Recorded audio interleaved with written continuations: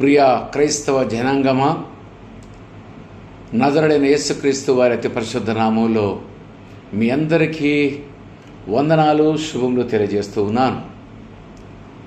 ఈనాడు మరొక అంశంతో మీ మధ్యలోనికి వచ్చాను.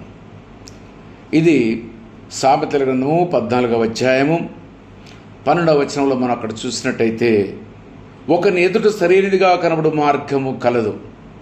ఒకని ఎదుట, ప్రతి ఒక్క వ్యక్తి ఎదుట రెండు మార్గాలు ఉంటాయి.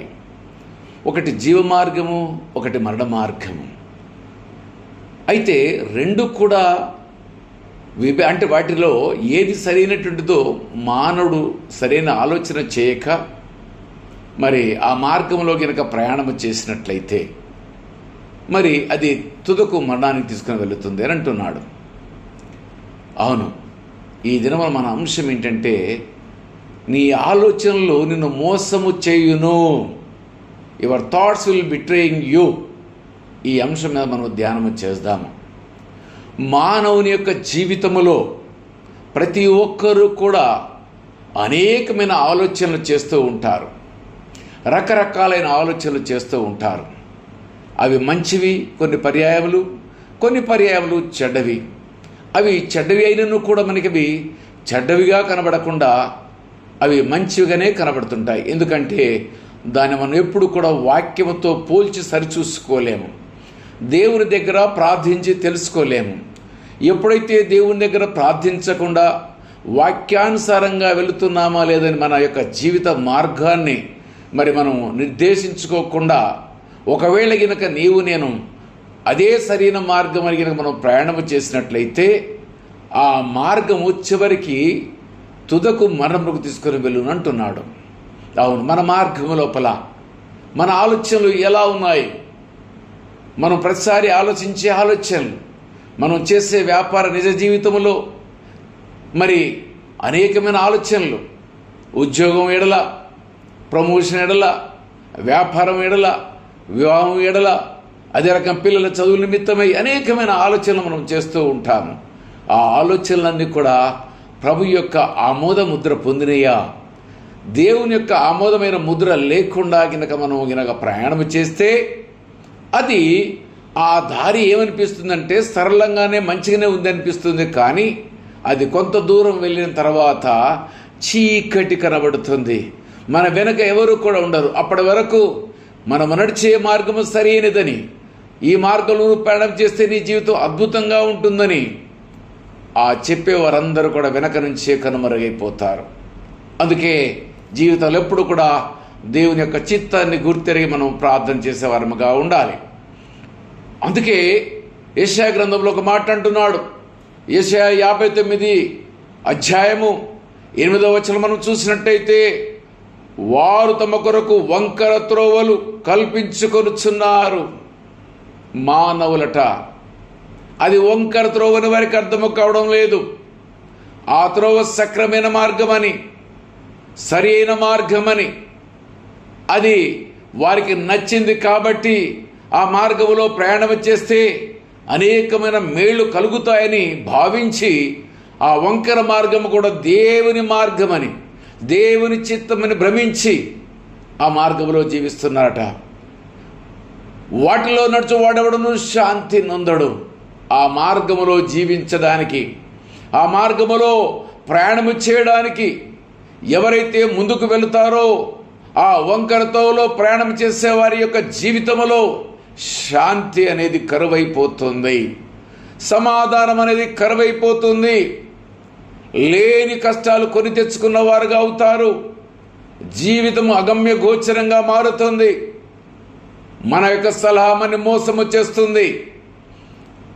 నీ ఆలోచనలను మోసము చేయునని, మన ఆలోచనలు సరైనవి కాదని నీవు నేను మన యొక్క జీవితం మీద ఆధారపడకుండా, మన ఆలోచనల మీద ఆధారపడకుండా ప్రభు వైపు చూసేవారుగాను, ప్రభు చిత్తాన్ని గుర్తెరిగేవారముగాను, ఆయనకు వాక్యానుసారంగా జీవించేవారముగాను ఉన్నప్పుడు మన నడవడికి లోపల ఆయన చిత్తము కలిగి ఉంటుంది. ఎందుకంటే ఆయన సర్వశక్తిమంతుడు, ఆయన సర్వాధికారి. నువ్వు ఏ మార్గములో పోతున్నావో ఆయన బాగా తెలుసు కాబట్టి ఆ మార్గమును ముందుగానే ఆయన హెచ్చరిక చేసి సరిచేస్తాడు. కాబట్టి నీవు నేను మనందరము కూడా మన జీవితంలో వంకర మార్గంలో కనుక మనం ప్రయాణం చేసినట్లయితే మన మార్గాలు చివరికి అశాంతిని గురి చేస్తాయని లేఖనం హెచ్చరిస్తుంది. అవును, అందుకే ప్రభు చిత్తాన్ని గుర్తిరిగే వారముగా ఉందాము.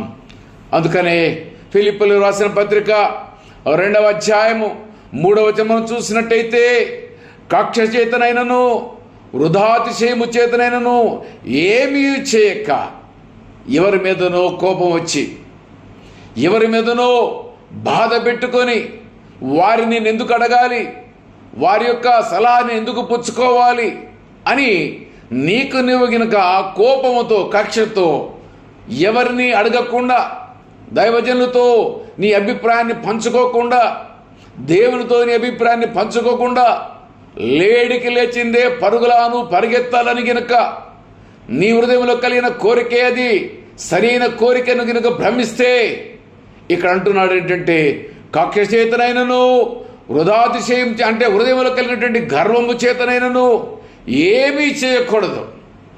వినయమైన మనస్సు గలవారై, మనలో 2 మాటలు చెప్తున్నాడు.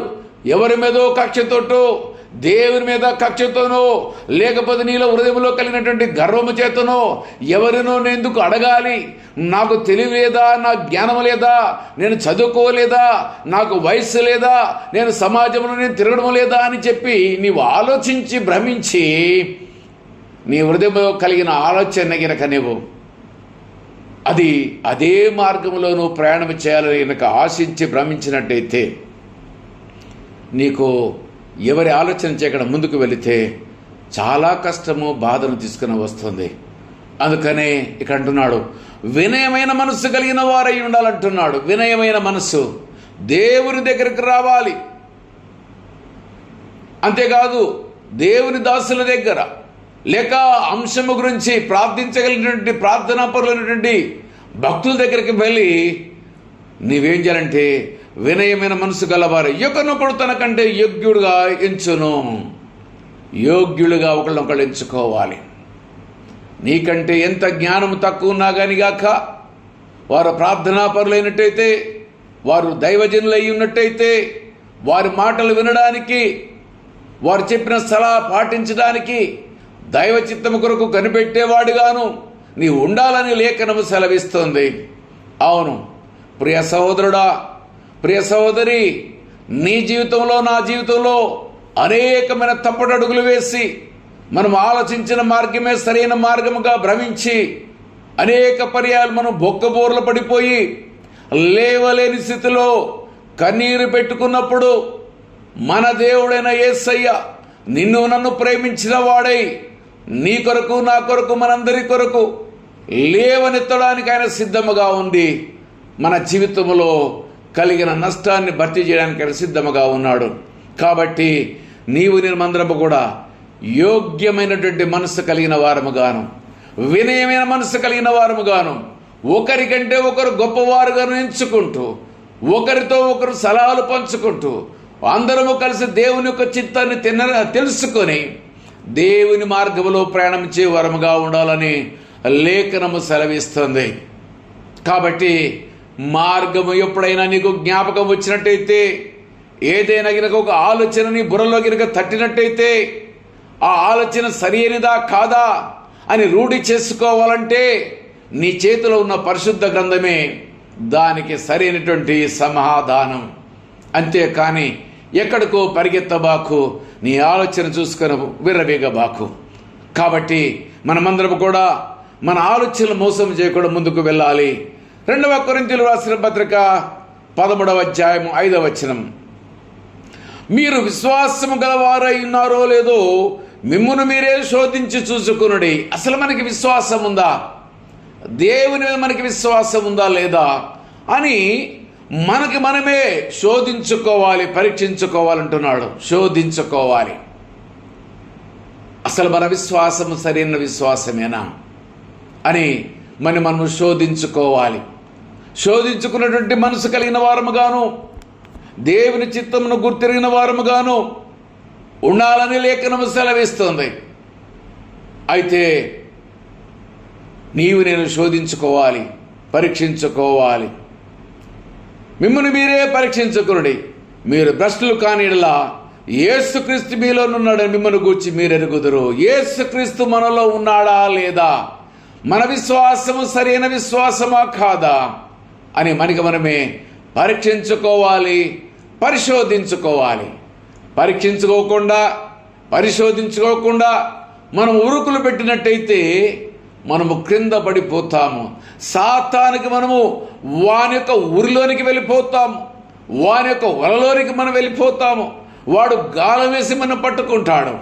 కాబట్టి ప్రతిసారి నీకు ఆలోచన కలిగినప్పుడు, నీకు ఒక కోరిక కలిగినప్పుడు, ఒక అంశము గురించి నువ్వు ముందుకు వెళ్ళాలనుకున్నప్పుడు నీవు చేయవలసిన పని ఏమిటంటే, నువ్వు వెంటనే మోకరించి ప్రార్థించిన వాడై, దేవుని మీద విశ్వాసము కలిగిన వాడుగా, దేవుడు నాకంటే మా మేధా సంపత్తి కలిగిన వాడు, నాకు కనబడే మార్గము కొంతవరకే నాకు కనబడుతుంది, కానీ చివరికి అది మరణానికి తీసుకుని వెళుతుందా, నిత్య జీవానికి తీసుకుని వెళుతుందా, అది మనకి తెలవదు. కాబట్టి నేను చేయాలంటే ఆ దేవాది దేవుడైన ఆ దేవుని మీద విశ్వాసము కలిగిన వారమై, పరిపూర్ణమైన విశ్వాసము కలిగిన వారమై, ఆయన మీద ఆధారపడి, ఆయన ఆలోచన మేరకు, ఆయన చిత్తము మేరకు నేను అడుగులు వేస్తూ ముందుకు వెళితే మన విశ్వాసము బలపరచబడుతుంది.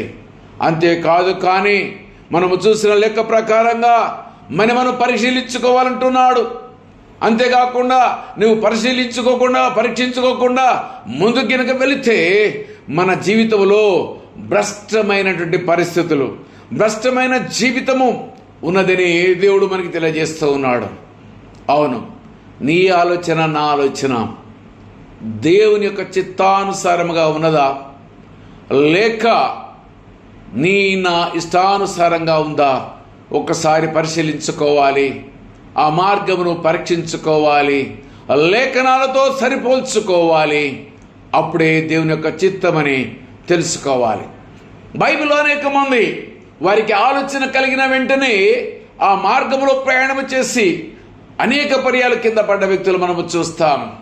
కానీ మరి వారి జీవితంలో ఎంత ఇబ్బందికరమైన పరిస్థితులు, ఎంత దుర్బలమైన పరిస్థితులు మనం చూసాము. ఈ రోజున మనం ఒక ప్రవక్తను చూద్దాము. ఒక ప్రవక్త తన జీవితంలో మరి గొప్ప ప్రవక్తే, కానీ ఇతడు మరి చేసినటువంటి దుర్మార్గం వల్ల ఇశ్రాయేలు జనాంగంలో పాపము ప్రవేశించబడ్డది. దానివల్ల మరి 24,000 మంది హత్యకు గురయ్యారు తెగులు చేత. కాబట్టి నేను మనమందరము కూడా మనం అనుకుంటున్నాము, మనం భ్రమిస్తున్నాము, మరి ప్రవక్తే కదా, మరి ఎందుకు మార్గము తప్పాడు అని మనకు అర్థం కావాలి. అందుకే చూడండి, సంఖ్యాకాండము 22వ అధ్యాయము 33వ వచనం మనము చూసినట్టయితే అక్కడ ఒక ప్రవక్తను మనము చూస్తాము. యెహోవా దూత ఖడ్గము దూసి చేత పట్టుకొని త్రోవలో నిలిచిడుట ఆ గాడిద చూసెను. బాలాకు బిలాము దేవుని యొక్క ప్రవక్త. అనేక పర్యాయాలు మరి అతను దీవిస్తే దీవించబడ్డారు, అతను శపిస్తే శపించబడ్డారు. అయితే ఆ యొక్క విషయాన్ని గుర్తిరిగినటువంటి బాలాకు మరి బిలాముని పిలిపించాడు. చూడండి, సంఖ్యాకాండము 22వ అధ్యాయము 12వ వచనం మనం చూసినట్టయితే, అందుకు దేవుడును వారితో వెళ్ళకూడదు, ఆ ప్రజలు శపింపకూడదు, వారు ఆశించబడిన వారని బిలాముతో చెప్పెను. బాలాకు ఏమి నమ్ముతున్నాడో ఒకసారి చూడండి. 6వ వచనం చివరిలో చూసినట్టయితే, నీవు దీవించువాడు దీవించబడును, శపించబడిన వాడు శపింపబడును. అంటే బాలాకు బిలాము యొక్క మరి ఆ పరిపూర్ణమైనటువంటి జీవితం గురించి గుర్తిరిగిన వాడు.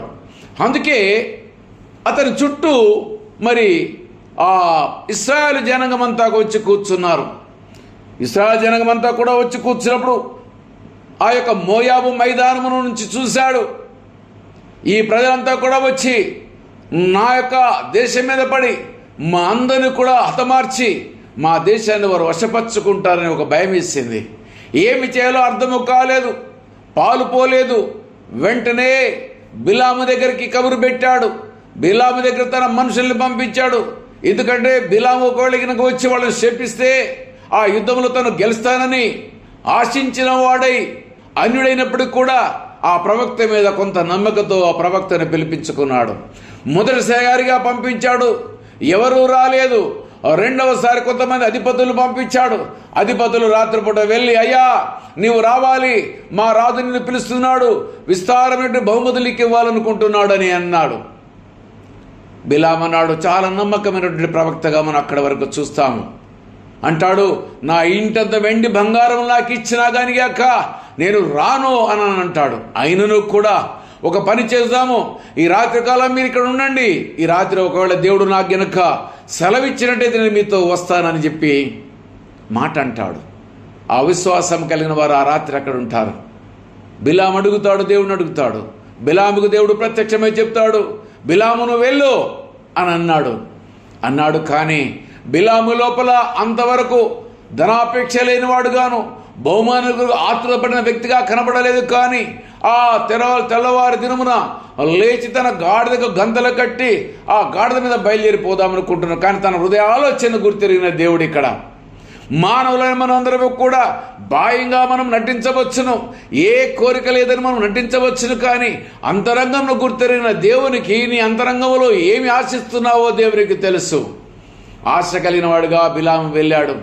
వెళితే మరి 3 దిక్కులు తీసుకుని వెళ్ళి పర్వతం మీద చూపించి అక్కడ బలిపీఠము కట్టించి మరి 3 చోట్ల కూడా శపించమంటే 3 చోట్ల కూడా ఇశ్రాయేలు జనాంగాన్ని ఆశీర్వదిస్తాడు. అంతవరకు చాలా బాగా ఉంది. ప్రవక్త మనసులోనైతే బహుమానం పొందుకోవాలని ఆశ కలిగిన వాడై ఉన్నాడు. ఆతురతో పరిగెత్తిన వాడుగా మనం చూస్తాము. అయితే తన జీవితం అంతా కూడా మరి దుర్బలమైన పరిస్థితులు వస్తాయని తను ఊహించలేదు. అప్పటి వరకు అనుకుంటున్నాడు, నేను యెహోవా ప్రవక్తను కదా, నేను ఎవరిని దీవిస్తే వారు దీవించబడతారు, ఎవరిని శపిస్తే వారు శపించబడతారని అతడు భ్రమించాడు. అంతవరకు మరి తను చెప్పిందంతా కూడా జరిగింది. కానీ అక్కడికి వెళ్ళాడు, శపించాలనుకున్నాడు కానీ ఆశీర్వదించాడు. ఆశీర్వదించిన తర్వాత అక్కడ నుంచి బయలుదేరుతూ వెనుదిరిగి వచ్చాడు. కానీ రాజైనటువంటి బాలాకు ఒక సలహా ఇచ్చాడు, మోసపూరితమైన సలహా, ఒక దుష్ట ఆలోచనని వారికి తెలియజేశాడు. దేవుడు ఇశ్రాయేలు జనాంగానికి ఐగుప్తు నుంచి తీసుకుని వచ్చిన తర్వాత ఎర్ర సముద్రము దాటిన తర్వాత వారికి 10 ఆజ్ఞలు ఇచ్చాడు. 10 ఆజ్ఞలు ఒక ఆజ్ఞ ఏంటి అంటే మీరెవరు కూడా ఇతర దేవతలు మీరు పూజించకూడదని మొదటిది, అదొక అంశము, అదొక ఆజ్ఞ. రెండవదిగా మరొక మాట అన్నాడు, నీవు వ్యభిచరింపకూడదని మరొక ఆజ్ఞనిచ్చాడు. అయితే దేవునికి ప్రజల మీద కోపము రావాలంటే, వారికి ప్రజల మీద మరి దేవునికి మరి ఉగ్రత రావాలి అంటే బాలాకు ఒక చిన్న సలహా చెప్పాడు. ఏమని సలహా చెప్పాడంటే, బాలాకు ఒక ఉరియొడ్డొగ్గు ఇజ్రాయేల్కి ఏమంటే, మీ యొక్క మోయాబు యొక్క స్త్రీలని వీరితో వారు కలిసి మరి వ్యభిచరించినట్లుగా ప్రోత్సహించు. రెండవదిగా మనం చూసినట్టయితే మీ దేవతలకి మీరు బలిచ్చినప్పుడు వారిని పిలిచి వారికి భోజనం పెట్టి మీ దేవతను పూజించినట్టుగా చేయమని వారికి ఒక సలహా ఇచ్చాడు బాలాకి. ఈ మాట విన్న బాలాకు అనుకున్నాడు, ఇది సరైనటువంటి సలహా అనుకొని మరి తన దగ్గర ఉన్నటువంటి ఆ మోయాబు స్త్రీలు వీరితో వారు ఇశ్రాయేలు జనాంగం అంతా కలిసి 25వ అధ్యాయంలో మనం చూస్తాము. ఇశ్రాయేలు షిత్తీములో దిగి ఉండగా ప్రజలు మోయాబు రాండ్రతో వ్యభిచారము చేయసాగిరి. ఆ స్త్రీలు తమ దేవతలకు బల్లకు ప్రజలను పిలువగా వీరు భోజనము చేసి వారి దేవతలకు నమస్కరించిరి. అట్లు ఇశ్రాయేలు బయల్పై వీరితో కలుసుకున్నందున వారి మీద యెహోవా కోపము రగులుకొనెను. దేవుని యొక్క కోపము రగులుకొన్నది. అంతవరకు ఇశ్రాయేల్లో ఏ పాపము లేకుండా ఉన్నారు. వారు ఆ యొక్క మైదానంలో ఉన్నారు. ఈ యొక్క మోయాబు రాజును ఓడించాలని అక్కడికి వచ్చారు. కానీ వారి యొక్క ఆలోచన మార్గము మారిపోయింది. బిలాము యొక్క మనసులో ఏ రకంగా బహుమానం కొరకు ఆతురపడ్డాడో అదే రకంగా ఈ యొక్క ఇశ్రాయేల్లో ఉన్నటువంటి వారు కొంతమంది మోయాబు స్త్రీలను చూసి మోహించి వారి అందమును చూసి ఆశపడి ఇదేమి కాదులే అనుకొని వారంతా కూడా వారితో వ్యభిచరించారు. కానీ దాని యొక్క పరిణామం ఎలా ఉంటుందో వారికి అర్థము కాలేదు. వ్యభిచరించడమే కాదు, అంతేకాకుండా వారి దేవతలకు బలి అర్పించినటువంటి ఆ యొక్క భోజనమును భుజిస్తూ ఆ మాంసమును భుజిస్తూ వారితో వ్యభిచరిస్తూ ఇష్టానుసారంగా వారు జీవిస్తూ ఉన్నారు. అది దేవునికి ఇష్టము కానటువంటిది. ఆజ్ఞల్లో 2 ఆజ్ఞలు ఉన్నాయి. వ్యభిచరింపకూడదు అని ఒక మాట ఉన్నది. ఇతర దేవతలను పూజించకూడదు, నేను కాకుండా ఎవరు కూడా నీకు దేవుడుగా ఉండడానికి వీల్లేదు. ఈ 2 ఆజ్ఞలను వారు వ్యతిరేకించారు, విభేదించారు. వాటికి వ్యతిరేకంగా జీవించాలనుకున్నారు. దొరికింది కదా వ్యభిచారం చేద్దామనుకున్నారు, దొరికింది కదా తినాలనుకున్నారు.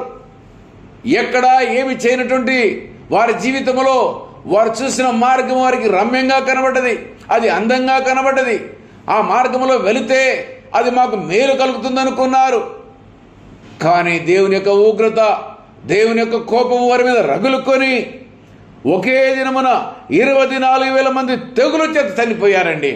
ఒక్కరు కాదు, ఇద్దరు కాదు, 24,000 మంది ఆ తెగులు చేత చనిపోయినట్టుగా మనము చూస్తూ ఉన్నాము. ఇశ్రాయేలు అనుకున్నారు ఇది సరైన మార్గం అనుకున్నారు.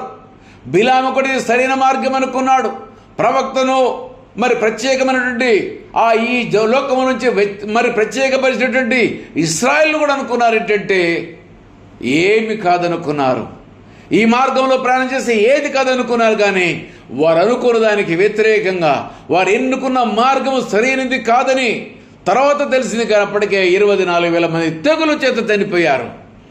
అవును, ఈరోజు మనం లోకంలో చూసినట్టయితే ఎక్కడ చూసినా కానీ కాక తినుట, త్రాగుట, వ్యభిచరించుట, ఏమి చూద్దామన్నా కానీ ప్రజల్లో, స్త్రీలలో, పురుషుల లోపల వారు భార్యలను విడిచి విచ్చలవిడిగా ఎక్కడ పడితే అక్కడ త్రాగుతూ తినచ్చు వ్యభిచరిస్తూ జీవిస్తున్నటువంటి తరాన్ని మనం చూస్తున్నాం. అలనాడు ఇశ్రాయేలు చేసిన జీవితాన్ని ఈనాడు ఈ యొక్క లోకమున్న మనము కూడా చూస్తూ ఉన్నాము. అయితే దేవుని యొక్క కోపము రగులుకున్నది. దేవుని కోపమును శాంతించేంత మటుకు శాంతిస్తాడు, చూసేంత మటుకు చూస్తాడు. కానీ మన హద్దులు దాటిపోయినప్పుడు ఆయన యొక్క కోపము మానవ మీద రగులుకుంటే అనేకమైన తెగుళ్ళు ఈ భూమి మీదకి వస్తాయి. చూస్తున్నాము కదా, COVID-19 వచ్చింది. దాని తర్వాత రకరకాల మంకీ పాక్స్ అట, చికెన్ పాక్స్ అట, రకరకాల తెగుళ్ళు ఈ భూమి మీదకి వస్తున్నాయి. HIV అనేది కూడా ఒక తెగులే. ఈ HIV అనే తెగులు కనుక భూమి మీదకి కనుక రాకపోతే ఈనాడు శృంగారం అనేది విచ్చలవిడిగా అయిపోయి ప్రజలంతా కూడా మార్గము తప్పేవారే. దేవుడు మానవుల్ని కంట్రోల్ చేయడానికి అప్పుడప్పుడు ఈ భూమి మీదకి తెగుళ్ళు పంపిస్తూ ఉంటాడు. అవును, పాపం విచ్చలవిడైంది కాబట్టే COVID-19 అనే తెగులు ఈ భూమి మీదకి వచ్చింది. It is a permissible by the God. దేవుని పర్మిషన్ తోటి ఈ యొక్క భూమి మీదకి వచ్చింది. కాబట్టి ప్రియ సహోదరి, సహోదరుడా, నీవు నేను ఎలా ఉంటున్నాము? మనం ఎంచుకున్న మార్గము సరైన మార్గమేనా? అతను అనుకున్నాడు, ప్రవక్త అనుకున్నాడు, నేను ఎంచుకున్న మార్గము సరైంది అనుకున్నాడు. చూడండి, సంఖ్యాకాండం 22:23 చూడండి. యెహోవా దూత ఖడ్గము దూసి చేత పట్టుకుని త్రోవలో నిలిచి ఉంట ఆ గాడిద చూసెను. గరుకది త్రోవలో విడిచి పొలములోనికి వెళ్ళెను. ఏ త్రోవలైతే నడవాలో ఆ త్రోవలోకి యెహోవా దూత ఖడ్గము పట్టుకొని గాడిదకు ఎదురుగా వచ్చినప్పుడు గాడిద భయపడి తన మార్గము విడిచి పొలంలోనికి వెళ్ళెను. ఆ ద్రాక్ష తోటకు వెళ్ళే ఆ చిన్న సందులోనికి వెళ్ళినప్పుడు ఆ ఖడ్గమును చూసేది. ఇంకా గోడ పక్కకు పోయినప్పుడు అది ఆ యొక్క ప్రవక్త అయినటువంటి బిలాము యొక్క కాలు ఒత్తుకొని పోయింది. తర్వాత అంతేకాదు, కానీ ఆ దూత అడ్డం వచ్చినందుకు అది ఆ యొక్క బిలాముని అది కూడా కింద పడిపోయింది. దాన్ని బట్టి బిలాము కోపంతో రగులుకొని ఆ గాడిదను కొడితే ఆ గాడిదకి దేవుడు మానవ స్వరం ఇచ్చాడు. ఓయి బిలాము, నిన్ను ఇన్నిసార్లు అనేక పర్యాలు నిన్ను మోసుకొని వెళ్ళాను కదా, ఎప్పుడైనా నీకు ఇబ్బంది కలిగించానా, నీకు కష్టము కలిగించానా, నీకు నష్టము కలిగించానా, ఎందుకు నన్ను కొడుతున్నావు అని అన్నది. అంటే బిలాం అంటాడు, నా యొక్క కాలుకు దెబ్బపడది. అవును, అప్పుడు దేవుని యొక్క దూతని మరి చూసినట్టుగా మనం చూస్తున్నాం. దేవుని దూత కొన్ని పర్యాలు అనగా దేవుని యొక్క వాక్యం దేవుని దాసులను హెచ్చరిస్తుంటారు. ఇక్కడ బిలామును కూడా నాకు దూత మరి అక్కడ మార్గంలో అడ్డుపడ్డట్టుగా చూస్తున్నాం. బిలాము ఏం చేశాడు చూడండి, అక్కడ చూసిన కనుక అది త్రోవను విడిచి పొలంలోనికి పోయాను. బిలాము ఆ గాఢదారికి మలపవలదని కొట్టగా యెహోవా దూత ఇరుప్రక్కల గోడగల ద్రాక్ష తోట సందులో నిలిపాను. బిలాము ఉరుకుతా ఉన్నాడు. ఆ త్రోవ సరైనది, ఎందుకంటే బహుమతి పొందుకోవాలన్న ఆశతోటి. అంతవరకు నిశ్చగలిగిన ప్రవక్త జీవితంలో ఆశ దురాశ కలిగింది.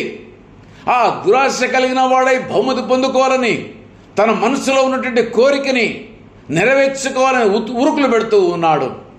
అందుకే మనం చూడండి, అతను ఎందుకు ఆ తప్పు చేశాడో మనం చూద్దాము.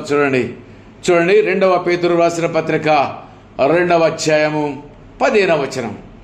తిన్నని మార్గమును విడిచి బేరు కుమారుడైన బిలాము పోయిన మార్గమును బట్టి త్రోవ తప్పిపోయిరి. తిన్నని మార్గాన్ని విడిచాడు. బహుమానం పొందాలనుకున్నాడు, అది దేవునికి ఇష్టమైన మార్గము కాదు. తిన్నని మార్గాన్ని విడిచాడు, వంకర మార్గంలో పోవాలనుకున్నాడు. యెషయా 59:8 చెప్పిన రీతిగా వంకర త్రోవలో నడవాలనుకున్నాడు. వంకర మార్గంలో బహుమానం పొందుకోవాలని, ధనవంతుడు కావాలని ఒక రాజు పిలిచాడు కదా, నాకు విస్తారమైన మరి వెండి బంగారాల చేత సత్కరిస్తాడని ఆశించాడు. అందుకే ఇక్కడ అంటున్నాడు, తిన్నని మార్గము విడిచి బేరు కుమారుడైన బిలాము పోయిన మార్గమును బట్టి త్రోవ తప్పిపోయిరి. చాలామంది ఈ లోకంలో కూడా ప్రవక్తలు అనబడేవారు, మరి పాస్టర్లు అనబడేవారు, అనేక రకరకాలైన పేర్లతో డాక్టర్లని, రెవరెండ్స్ అని అనేక మంది కూడా మార్గము తప్పి వెళ్ళిపోతున్నారు. తినని మార్గాన్ని విడిచి ధనాపేక్ష అనే దాంట్లోపల బహుమతుల కొరకు, పేరు ప్రఖ్యాతుల కొరకు వారికి నచ్చిన మార్గమే సరైన మార్గం అని భ్రమించి ముందుకు ఉరుకుతూ ఉన్నారు. అవును, మనం బేయూరు కుమారుని బిలాము పోయే మార్గము, తిన్నని మార్గమును విడిచి వంకర మార్గము జీవించడానికి ఇష్టపడుతున్నామా? ప్రతిసారి మానవుడు తను తాను పరిశీలించుకోవాలి. ప్రతి మానవుడు కూడా పరిశోధించుకోవాలి. పరిశీలించి ఈ యొక్క హృదయమును పరిశోధించుకోవాలి. హృదయం అన్నిటికంటే మోసకరమైనది, అది ఘోరమైన వ్యాధి కలది. దాన్ని ఎవడు గ్రహింపగలడు? నీవు నేను గ్రహించలేము. దేవుని యొక్క వాక్యము ద్వారా మాత్రమే మనం దాన్ని గ్రహించగలము. దేవునితో మాత్రం మన జీవితాన్ని సరిచేసుకోగలము. బిలాము ప్రవక్త అనుకున్నాడు, ఏమి కాదనుకున్నాడు. నేను దీవిస్తే దీవించబడతారు, నేను శపిస్తే శపించబడతారు అనుకున్నాడు. అనుకొని పరిగెత్తుకుంటా వెళ్ళాలని ఆశించాడు. అందుకే అంటున్నాడు, పొందవలని బిలాము నడిచిన తప్పు త్రోవలో ఆతృతగా పరిగెత్తిరి, కోరావు చేసినట్లు తిరస్కారము చేసి నశించిరి. కోరావు వలే. కోరావు ఏం చేశాడు? నీకు తెలుసు, నాకు తెలుసు. కాబట్టి నీవు నేను తిన్నని మార్గంలో జీవిస్తున్నామా? ఒకసారి మనం పరీక్షించుకుందాము. లేకపోతే మన జీవితంలో అగమ్య గోచరమైన జీవితము ఉద్భవిస్తుంది. అప్పుడు నీవు నేను మనం కేకలు వేసినా, మనం ఏడ్చినా కలిగే ఫలితము ఏమీ కూడా లేదు. మరి నీకు నాకు మనకు తెలవాలి. మరి ఆ యొక్క బిలాము ఇశ్రాయేలు జనాంగాన్ని ఏ రకంగా ప్రోత్సహించాడని మనకి ఎక్కడ కూడా అర్థము కాలేదు. ఇందాక నేను మాటలతో మీతో చెప్పాను, బిలాము ఇశ్రాయేల్ యొక్క జనాంగమును వ్యభిచారములోనికి, విగ్రహాలను దించమని చెప్పిన మాట ఏదైతే ఉందో దానికి సాక్ష్యం బైబిల్లో మనం చూడాలి.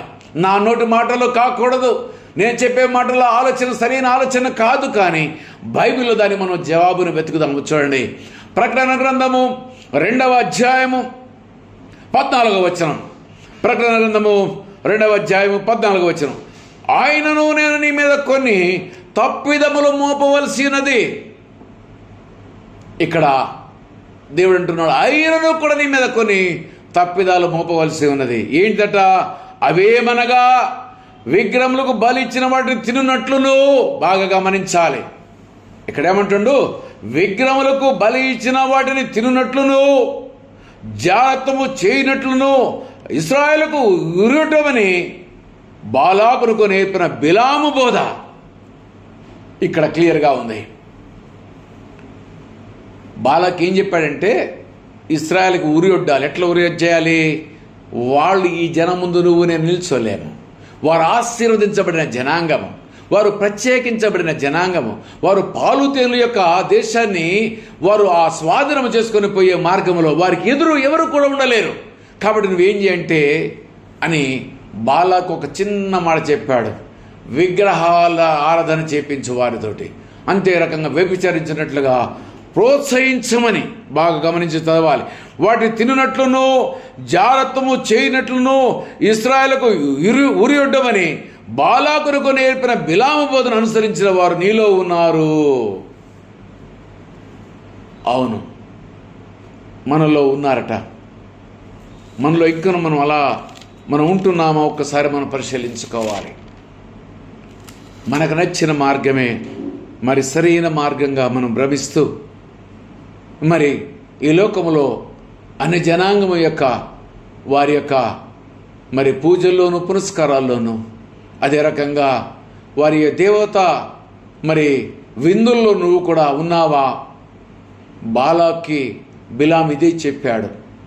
ఇశ్రాయేలు జనాంగాన్ని చెడగొట్టడానికి ఒకే మార్గం. రెండవది వ్యభిచారం. ఈ రెండు మార్గాలు దేవునికి అసహ్యమైనటువంటివి. ఎందుకంటే దేవుణ్ణి కాదని వెళుతున్నావు, వ్యభిచరించొద్దంటే వ్యభిచారం చేస్తున్నావు, కాబట్టి దేవునికి ఇష్టము కానటువంటివి బిలాము బాలాకు నేర్పాడు. సంఖ్యాకాండము మనం ఎక్కడ చూడము, కానీ ప్రకటన గ్రంథంలో దాని యొక్క జవాబును మనము చూస్తాము. కాబట్టి అలాంటి బోధలు చేసేవారు ఈ లోకములో ఉన్నారు.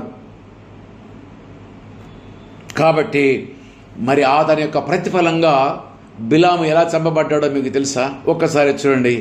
సంఖ్యాకాండము 31వ అధ్యాయము 8వ వచనం చూడండి. చంపబడిన ఇతరులు కాక మిద్యాను రాజులను, అనగా మిద్యాను 5 రాజులైన ఏవీని, రేఖేమును, సూరును, హూరును, రేవను చంపిరి. బేయేరు కుమారుడైన బిలామును ఖడ్గముతో చంపిరి. పాపమును ఖడ్గముతో చంపివేశారు. పాపపు బోధ. వ్యభిచారము చేస్తే ఏమి కాదులే, స్నేహితులతో భోజనం చేయకపోతే వారికి ఎలా మనం మన వాక్యాన్ని ప్రకటిస్తాము అని తప్పుడు బోధల లోకములో అలనాడు ఉన్నాయి, ఈనాడు కూడా ఉన్నాయి. చాలామంది అంటున్నారు, ఏమి వారు మన స్నేహితుల దగ్గరికి వెళ్ళి మనం వారి యొక్క భోజనం చేస్తే తప్పేంటి? ఇక్కడ తప్పును మనం చూస్తున్నాము. ఇతర దేవతలకు పెట్టినటువంటి పూజించి బలి ఇచ్చిన జంతువుల యొక్క మాంసమే కానీ వాటిలో నువ్వు పాలు పంపులు పొందుకుంటే అది ఉరియొడ్డినట్టు కింద లెక్క అంటున్నాడు. వ్యభిచారం చేస్తే ఏమి కాదు అనుకుంటే తెగులు వస్తుంది. దానికి ప్రతిఫలంగా మంచి ప్రవక్త తను ఆశీర్వదిస్తే ఆశీర్వదించబడ్డారు, తను శపిస్తే శపించబడ్డాడు. దేవునిలో కలిసి జీవించినప్పుడు వరకు, దేవుని చిత్తానుసారంగా జీవించినప్పుడు తను ఏది చేస్తే అది జరిగింది. కానీ దైవ చిత్తము కానిటువంటి పరిస్థితిలో ప్రవక్త ఒక మామూలు మనిషి అయిపోయాడు. ప్రవక్తలో దేవుని యొక్క ఆత్మ ఎప్పుడైతే డిసప్పియర్ అయిందో వెంటనే మామూలు వ్యక్తి అయిపోయాడు. మామూలు వ్యక్తి అయిపోయి తనలో మరి దేవుని ఆత్మ బదులుగా దురాత్మ తనలో జొరబడ్డది. ఇశ్రాయేలు జనాంగం నాశనము కావాలని కోరుకున్నాడు. వారిని మొత్తము నాశనము చేయాలనే ఆలోచనతో బాలాకుతో తను కూడా ఇద్దరు మమేకమై ఈ యొక్క ఇశ్రాయేలు అమాయకమైన జనాంగాన్ని పాపము చేయడానికి ప్రోత్సహించి ఆ ఇరువురు కూడా చంపబడ్డారు. పాపము వల్ల వచ్చే జీతము మరణము. పాపం వల్ల వచ్చే జీతం మరణము. ప్రవక్తకైనా మరణము తప్పదు, మరి విశ్వాసికైనా మరణము తప్పదు. మనం అనుకోవడానికి ఎవరు చూడడం లేదు కదా అని అనుకోవడానికి వీల్లేదు. సర్వ సృష్టికర్త, సర్వాధికారి, సర్వమును పరిపాలించువాడు, సర్వాంతర్యామి అయిన దేవుడు ఎవరము ఏమి చేస్తున్నామో బిలాములా మనలో హృదయ ఆలోచనలో ధనాపేక్ష అనేది కానీ, స్త్రీ వ్యామోహమే కానీ, మోసపూరితమైన జీవితమే కానీ నీలో నాలో ఉంటే ఆయన మన అంతరంగాన్ని గ్రహించేవాడు, నీ అంతరంగంలో పరిశోధించేవాడు. ఆయన పరీక్షించే దేవుడు. ఆయనకు అసాధ్యమైంది ఏది కూడా లేదు. ఆయన నిన్ను పరీక్షిస్తాడు. మొత్తం ఎక్స్రే తీసేట్టుగా నిన్ను చూస్తాడు. నీ యొక్క శరీర అవయాల్లో ఏ ఆలోచన కలిగి ఉన్నావు, ఏ దుష్ట ఆలోచన కలిగి ఉన్నావు ఆయన పరిశీలించి పరీక్షించి మన జీవితాన్ని శిక్షించే దేవుడు. జాగ్రత్త, ఆయన మార్గము తప్పితే విడిచే దేవుడు కాదు. నీవు ప్రవక్త అనుకుంటున్నావు కావచ్చు, నీవు పాస్టర్ అనుకుంటున్నావు కావచ్చు, లేకపోతే మరేదో నువ్వు అపోస్తలు అనుకుంటున్నావు కావచ్చు, మరి నువ్వు ఏదైనా నువ్వు బిషప్పే కావచ్చుగా. మార్గము తప్పితే దేవుని ఆత్మకు వ్యతిరేకంగా నీవు జీవించినట్లయితే బిలాముకు పట్టిన గతే మన జీవితంలో పడుతుంది. జాగ్రత్త, చాలా జాగ్రత్త. మరి ఏమి చేయాలి? మరి ఏమి చేయాలి? ఒక్కసారి చూద్దాము, చూడండి. కీర్తన గ్రంథము చూద్దాము, చూడండి. కీర్తన 139వ కీర్తన, రాజనుడు దావీదు రాసినట్టు కీర్తన 139:23 వచనం. అక్కడ ఆయన ఎలా దేవుని ప్రార్థిస్తున్నాడో గమనించండి. మన జీవితంలో కూడా మనం ఏ మార్గం ఎన్నుకున్నా ఆ ఎంచుకున్న మార్గము దేవుని దగ్గరికి వెళ్ళి ఈ రకమైన ప్రార్థన చేయాలి. నీ తలంపు పుట్టిన వెంటనే దేవుని దగ్గరకు వచ్చి దావీదు వలె మనం ప్రార్థన చేయాలి. చూడండి 139వ కీర్తన 23 వచనం. దేవా, నన్ను పరిశోధించి నా హృదయమును తెలుసుకొనుము. పరిశోధించి దేవుని అడుగుతున్నాడు. ఎందుకంటే తన జీవితంలో ఒక్కసారి ఇబ్బంది పడ్డాడు కాబట్టి ఇక ఆ ఇబ్బంది నుంచి తనకు మోక్షము కావాలనే ఉద్దేశముతో దేవుడికి అడుగుతున్నాడు. దేవా, నన్ను పరిశోధించి నా హృదయాన్ని తెలుసుకో. ఒక్కరోజైతే సరిపోతుందా? ప్రతి క్షణమును ప్రక్షాళన చేసుకోవాలి, ప్రతి నిమిషమును ప్రక్షాళన చేసుకోవాలి, ప్రతి గంటకు ప్రక్షాళన చేసుకోవాలి, ప్రతి దినము ప్రక్షాళన చేసుకోవాలి. మన జీవితం లోపల రాజు దావీదు అంటున్నాడు, దేవా, నా దేవా, నన్ను పరిశోధించు, నా హృదయమును తెలుసుకొనుము. ఇంకేమంటాడు చూడండి, నన్ను పరీక్షించి నా ఆలోచన తెలుసుకొను. నన్ను పరీక్షించి నా ఆలోచన కూడా తెలుసుకో. పరిశోధించు, పరిశీలించు, పరీక్షించు. ఎన్ని మాటలు చెప్తున్నాడు చూడండి. మనము కూడా మన హృదయాన్ని ఎప్పటికప్పుడు పరిశోధించుకోవాలి, పరిశీలించుకోవాలి, పరీక్షించుకోవాలి. ప్రతి పనిలో అడుగు ముందు మనం అడగాలి, ప్రభువా, ఇది నీ చిత్తమా, ఇది నీ ఇష్టమా అని మొదటిగా అడగాలి. బిలాము మొదట అడిగాడు, కానీ ఎప్పుడైతే తనలో ధనాపేక్ష కలిగిందో ఆ యొక్క బహుమతి కొరకు ఆతృత పడ్డట్టుగా మనం పేతురుపత్రిలో మనం చూస్తున్నాం. ఆ రకంగా మనము చేయకూడదు. ఇంకేమంటే చూడండి, నీకు ఆయాసకరమైన మార్గము నా యందున్నదేవో చూడుము. నీకిష్టము కాని మార్గము, ఆయాసకరమైన మార్గము అంటే దేవుని యొక్క ఆజ్ఞలకు వ్యతిరేకంగా జీవించేదే దేవునికి ఆయాసము కలిగించేది. దేవునికి ఇష్టము కానటువంటి మార్గము, దేవుని యొక్క ఆజ్ఞలకు ఇష్టము వ్యతిరేకంగా జీవించడమే దేవునికి ఆయాసకరమైన మార్గము. దేవునికి ఆయాసము కలిగించకూడదు. దేవునికి ఆయాసం కలిగించకూడదంటే మనం పరిశీలించుకోవాలి, మనం పరిశోధించుకోవాలి. మన మార్గములను ఆయన యందు ఎప్పుడు కూడా చూసుకోవాలి, ఆయన అడగాలి. ఇంకా ఏమంటాడు చూడండి, ఇంకొక మాట అంటున్నాడు చూడుము, నిత్య మార్గమును నడిపించు. ఇది దావీదు ప్రార్థన. ఇది నీ జీవితంలో, నా జీవితంలో ప్రతి క్రైస్తవుని యొక్క ప్రార్థన కావాలి. మన ప్రార్థన ఇదే కావాలి. దేవా, నన్ను పరిశోధించు, నన్ను పరిశీలించు, పరీక్షించు. నీకు ఆయాసకరమైన మార్గము నాలో ఏమైనా ఉంటే అది నాకు తెలియజేయి ప్రభు అని ప్రార్థన చేయాలి. మందిరానికి వెళ్ళినప్పుడు ఈ ప్రార్థన చేసి వెళ్ళాలి. మందిరంలో అడుగుడినప్పుడు నీవు ఈ ప్రార్థన చేసి ప్రభువా నీవు నాతో మాట్లాడని వెళ్ళాలి. కానీ ఇది లేకుండా నువ్వు పోయి వట్టిగా వస్తే నీకు కలిగే లాభం ఏమీ కూడా ఉండదు. కాబట్టి మరి ఆయన లెక్క మనము దేవుని అడుగుదాము. ఇంకో మాట కూడా చూద్దాము. చూడండి, కీర్తన 128 ఒక మాట చెప్తూ ఉంటాడు అక్కడ. కీర్తన గ్రంథము 121 మనం చూసినట్టయితే, యెహోవా యందు భయభక్తులు కలిగి ఆయన త్రోవలు నడుచువారు ధన్యులు. ఈ మార్గము వంకర మార్గము కాదు, మనకిష్టమైన మార్గము కాదు. యెహోవా యందు మనం ఏం చేయాలి చెప్పండి? భయభక్తులు కలిగి ఆయన త్రోవలో నడవాలి. మన త్రోవలు కాదు, వంకర త్రోవలు కాదు. ఆయన త్రోవలో నడిస్తే నువ్వు ధన్యుడు అవుతావు. ఆయన అడిగి నువ్వు మార్గము ప్రయాణం చేస్తే నీకు ధన్యమైన జీవితము కలుగుతుంది. ఆ రకంగా మనము ముందుకు దేవుని యొక్క చిత్తానుసారంగా జీవించే వరముగా ఉండాలి. చివరిగా ఒక హెచ్చరిక మనకి, నీకు, నాకు, మనందరికి కూడా. మొదటి యోహాను రాసిన పత్రిక 2వ అధ్యాయము 1వ వచనం. ఒకవేళ కనుక మన జీవితంలో ఆ యొక్క బిలాము వలె మార్గము తప్పిపోయినట్లయితే, ఇశ్రాయేలు జనాంగం వలె మార్గము తప్పిపోయినట్టయితే, నీవు నేను మనందరం కూడా ప్రార్థన చేయాలి. దావీదు వలె ప్రార్థన చేయాలి. దావీదు వలె ప్రార్థన చేసి మార్గము తప్పిపోయిన మన జీవితంలో ఏమైనా పాపం ఉంటే వాటిని ఒప్పేసుకొని నీకు నాకు ఒక ధైర్యం రావాలి. ఒప్పుకున్న తర్వాత ఒక నమ్మిక రావాలి మనలోనికి. ఎస్, నా దేవుడు నేను పాపం ఒప్పుకుంటే క్షమించే దేవుడని. మొదటి యోహాను పత్రిక 2వ అధ్యాయము 1వ వచనం. నా చిన్న పిల్లలారా, మీరు పాపము చేయకుండుటకై ఈ సంగతులు మీకు వ్రాయిచున్నాను. ఎవడైనా నువ్వు పాపము చేసిన, ఒకవేళ కనుక మనము మార్గము తప్పిపోయినట్లయితే, మన జీవితంలో ఏదైనా పాపము చేసినట్లయితే, బహుమతి కొరకు, శరీరాశ కొరకు, నేత్రాశ కొరకు, జీవోడము కొరకు నువ్వు కనుక ఆతృతపడి నువ్వు పాపము చేసినట్లయితే, నీతిమంతుడైన యేసుక్రీస్తును ఉత్తరవాది తండ్రి యొద్ద మనకున్నాడు. ఆయన మన పాపం కొరకై శాంతికర్త అయి ఉన్నాడు అంటున్నాడు. భయపడనవసరం లేదు. మార్గము తప్పితే, అయ్యో నా జీవితం అయిపోయిందని కూడా వీల్లేదు. దేవుడు ఒక అష్యూరెన్స్ మనకిస్తున్నాడు.